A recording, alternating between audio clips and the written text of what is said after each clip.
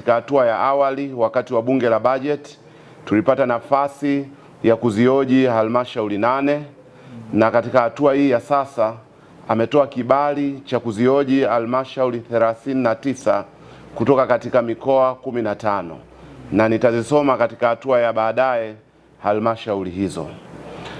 Katika hatua ya sasa kamati ya LAC inapata nafasi ya kuwahoji viongozi wa halmashauri hizo, hasa afisa masuhuri kwa maana ya mkurugenzi wa halmashauri pamoja na management yake juu ya masuala mbalimbali yaliyoibuliwa na mkaguzi na mdhibiti wa hesabu za serikali katika halmashauri husika. Lakini pia kamati ya LAC inachukua fursa hii kufuatilia utekelezaji wa maagizo mbalimbali ambayo yalitolewa na kamati hii katika nyakati zilizopita, lakini pia na maelekezo yaliyotolewa na mkaguzi na mdhibiti wa hesabu za serikali.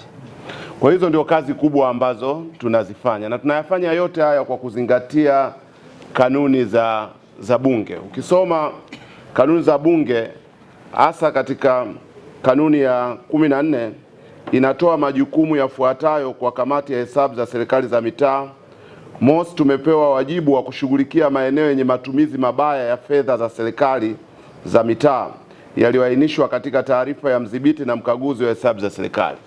Kwa hiyo katika kipindi cha sasa maeneo yote ambayo CAG ameyaainisha kwamba yana matumizi mabaya ya serikali, tunapata nafasi ya kuwahoji sasa maafisa masuhuri kwa maana ya wakurugenzi, kwa nini matumizi yao yamefanyika vibaya.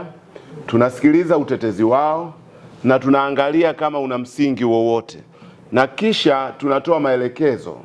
Maelekezo ya awali yanatolewa na kamati, lakini baadaye, baada ya kuzioji halmashauri zote katika mwaka husika, tunapata nafasi pia ya kupeleka mapendekezo katika bunge zima, na baadaye tutapata maazimio ya bunge ambayo yatakuwa ni maelekezo kwa serikali. Kwa hili ndio la kwanza tunalifanya. Lakini la pili, tunafuatilia utekelezaji wa mapendekezo yaliyotolewa na kamati ili kuondoa matatizo hayo. Kamati ya LAC kila inapokaa inatoa mapendekezo yake ya hatua za kuchukuliwa. Kwa hiyo tunafanya tathmini ya utekelezaji kama ulivyoainishwa na CAG na tunaangalia kama kuna umuhimu wa kutoa mapendekezo mapya.